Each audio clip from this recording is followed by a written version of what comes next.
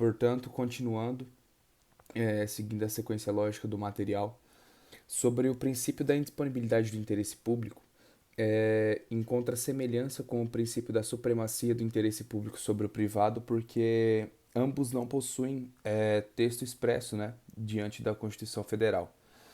É, Esse princípio ele tem fulcro tanto no artigo 1º quanto no artigo 34 da Constituição Federal. Em relação ao artigo 34, seria no inciso 7, a linha A. E como dito anteriormente, república vem do latim res publica, que significa coisa pública. Portanto, a coisa, o interesse a ser perseguido não é próprio do administrador, é o interesse público, que é alheio à titularidade.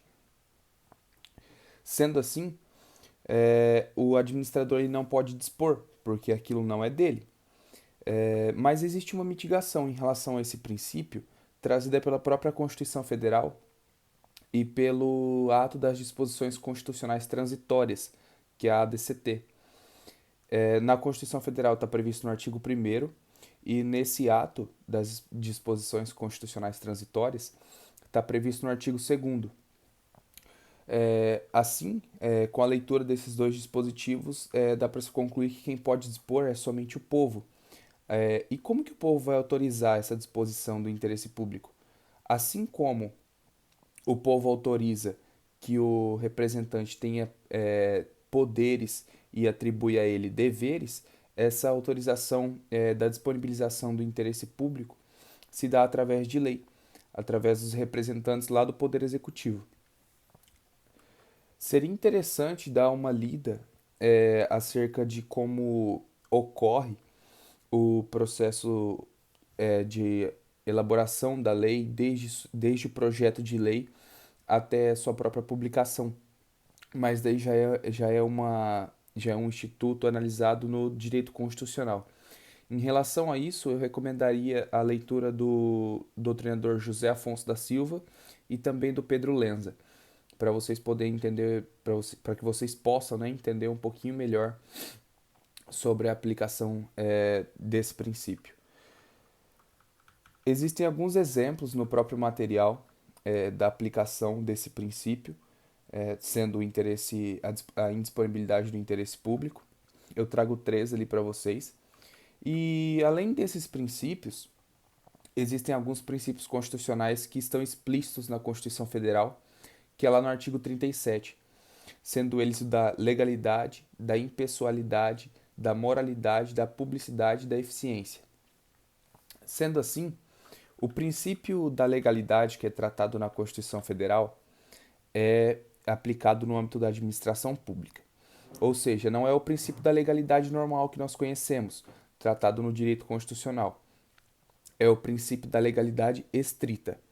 O princípio da legalidade geral está previsto no artigo 5º, inciso 2, é um direito fundamental, e a ele se aplica a todas as pessoas, dizendo o seguinte sentido: nenhuma pessoa é obrigada senão a virtude de lei.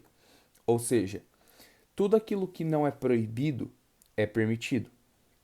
No caso da legalidade estrita, aplicada aos administradores, ela prega exatamente o contrário. Tudo aquilo que não é permitido é proibido. Ou seja, ele só pode agir de acordo com a lei, porque os seus deveres estão na lei e os seus poderes também estão na lei. Sendo assim, ele só vai poder agir de acordo com a lei. No nosso caso, quando a lei não proíbe determinada conduta, nós podemos fazê-la. Nós podemos agir daquela forma sem cometer nenhuma infração, nenhum ilícito. Mas no caso dos administradores, eles só podem agir quando a lei manda eles agirem. Ou seja, no caso da legalidade estrita, não se aplica ao particular, porque ao particular tudo que não é proibido é permitido. No caso da legalidade para a administração, que é a legalidade estrita, quando não tem nada expresso, automaticamente ele está proibido. E assim como dito anteriormente, veda condutas incompatíveis. Se existe uma lei atribuindo a ele uma obrigação, por consequência, veda qualquer conduta que seja oposta àquela que está contemplada na lei. Ainda que o artigo 37 fosse revogado, o princípio da legalidade estrita permaneceria, porque não existe nenhuma outra regulamentação a isso e o princípio da legalidade estrita, apesar de ser expresso, apesar de ter um texto expresso da Constituição Federal que é no próprio artigo 37, ele não necessitaria disso, porque é uma interpretação que se faz acerca do próprio instituto diante do direito público. Partindo então, no caso no caso da legalidade estrita, o administrador só vai poder fazer aquilo que está previsto na própria lei, sendo assim uma vinculação positiva, ou seja, a lei vincula ele positivamente, permitindo agir em determinados casos. Mas essa mesma lei estabelece a ele um limite para essa ação, e esse limite é chamado de vinculação negativa. Lembra lá, o agente tem dupla posição jurídica, como nós já abordamos. A primeira sempre tem de ser o dever, que é a posição jurídica também chamada de passiva, é onde estabelece os deveres dele. E a posição jurídica ativa, ela é uma característica de poder que possui uma característica muito importante que é instrumental, porque os poderes só servem de instrumento para a concretização dos deveres. Sendo assim, nós temos aqui uma dupla vinculação que é positiva ou negativa. As duas se encontram em um mesmo caso, não existe diferenciação. Em uma única lei tem tanto a vinculação positiva quanto a negativa. A positiva permite que ele haja, a negativa estabelece um limite para essa ação. Prosseguindo para o princípio da impessoalidade, lembra que eu disse a vocês que quando o administrador ele está sob essa função, ele tem que perseguir um interesse que não é dele, porque é alheio à titularidade, é alheia ao interesse a ser perseguido. A titularidade é do administrador, ele é o titular ali. Por exemplo, o presidente da República. Ele é o titular enquanto presidente, mas o interesse a ser perseguido não é o dele. Por isso, ele deve ser impessoal em todas as suas ações, porque se ele agir com pessoalidade, ele vai favorecer aquele grupo com que ele pertence, aquela classe social, acabaria minorizando, inferiorizando os outros. E isso seria errado, obviamente, no âmbito do direito público. O fundamento, o fulcro jurídico para o princípio da impessoalidade, ele está tanto no artigo 5º, no caput do artigo 5º, que contempla com um rol enunciativo os direitos fundamentais, tanto no 37 caput, quanto no parágrafo 1º do artigo 37. O povo pode agir com pessoalidade, pouco importa, porque nós somos do âmbito privado. Agora, o administrador, ele está no âmbito do direito público. Ele não pode agir de acordo com as vontades dele, ele tem que agir de acordo com o interesse público. Mais uma vez, o interesse público é o interesse de cada um dos indivíduos enquanto parte de uma sociedade. Partindo, então, a lei que nós tratamos ser o possível código do direito administrativo, a Lei 9.784 de 1999, no seu artigo 2º, parágrafo único, inciso 3, ela trata sobre o objetivo, o porquê que essa impessoalidade existe. E nada mais é porque ela não tem relação com a pessoa, ela tem relação com o dever ser. Não é de acordo com aquilo que aquela pessoa administradora, sob a função de administrar, quer. É aquilo que deve ser. E o que deve ser é de acordo com o interesse público. E qual a fonte de qualificação dos interesses públicos, como nós já tratamos, é a lei. Então possuem basicamente aí dois sentidos. O sentido de finalidade é o mesmo sentido de impessoalidade. Finalidade e impessoalidade são a mesma coisa. Na doutrina vocês vão ver que eles são tratados como sinônimos. Ele veda perseguições ou favoritismo e obriga o agente a buscar apenas o interesse público, ou seja, abdicar de tudo aquilo que é dele, de tudo aquilo que ele pensa, de tudo aquilo que ele acredita ser bom, ser necessário, ser o suficiente. Ele deve pensar não de acordo com os seus interesses próprios, mas de acordo com o interesse público.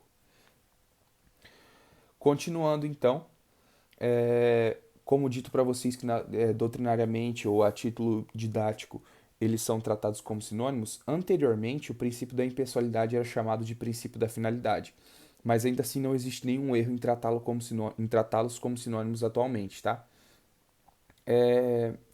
Como dito, eles não se aplicam aos particulares, porque os particulares podem ser pessoais, no âmbito do direito privado, por exemplo, eles se aplicam aos administradores apenas.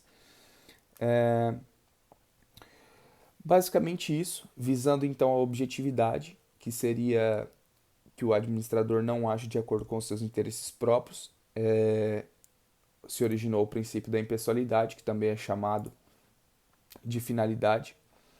Quando descumpre, ocorre um desvio de finalidade. Por isso ele anteriormente era chamado de princípio da finalidade. A finalidade de um administrador é administrar. Administrar nada mais é do que prestar serviço público, de regra. Quando ele presta serviço público, ele presta visando a sociedade.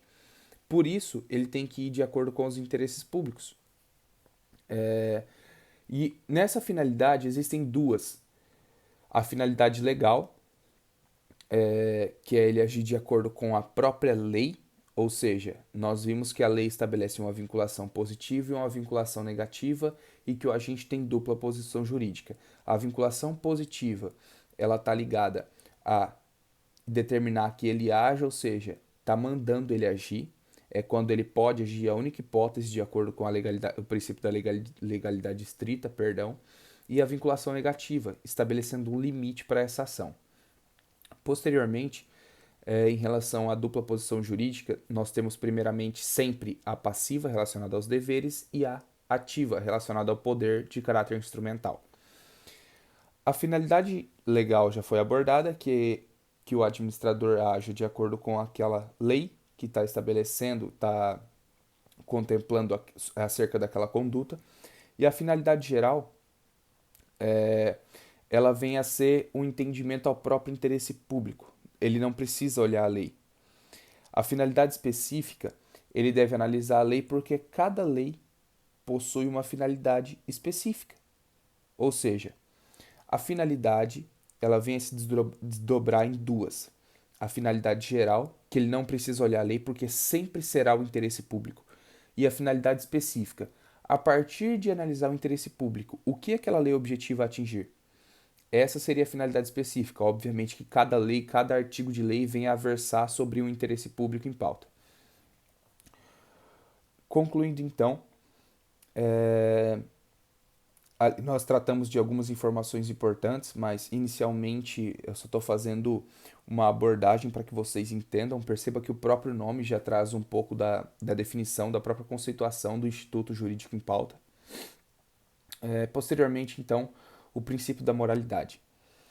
Ele foi uma novidade trazida por nossa Constituição. E assim como toda novidade, ele chama muita atenção dos que estudam aquilo, dos que são responsáveis por regulamentar aquilo. E por isso que, diante de uma leitura doutrinária, você pode perceber que o princípio da moralidade ele é mais extenso do que todos os outros.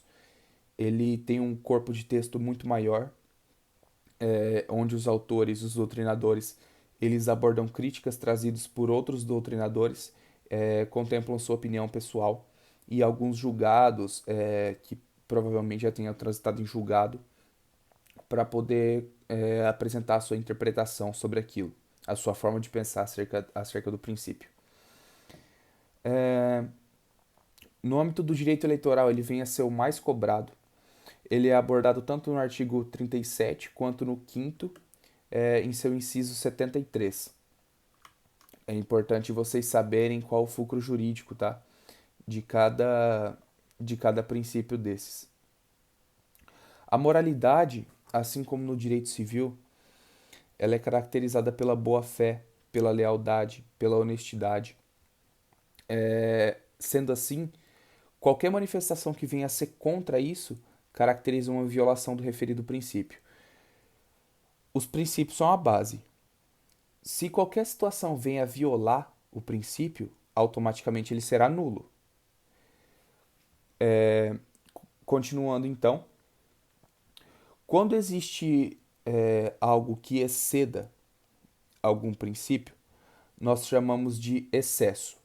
É uma das características do abuso de poder. O abuso, ele é conhecido normalmente pela sociedade e ele se subdivide em dois, em desvio e excesso. O desvio é quando o legislador atua de forma contrária àquilo estabelecido na lei, ou seja, contrária à finalidade específica. A consequência é a nulidade do ato. O ato não vai gerar nenhum efeito jurídico, a retroatividade é ex tunc, ou seja, retroage desde a data em que aquele ato ocorreu e ele não produzirá nenhum efeito jurídico, ele é nulo de pleno direito. Em relação ao excesso, é, o administrador atua além da sua competência, mas sem capacidade para realizar aquilo. É quando, por exemplo, nós tratamos de um ato de competência exclusiva do presidente da República e outra pessoa vem a realizar o ato. A consequência é a mesma, também é a nulidade, também possui efeito ex tunc, também vai retroagir desde o ato da celebração, desde a celebração do ato, perdão, e não produzirá nenhum efeito jurídico também.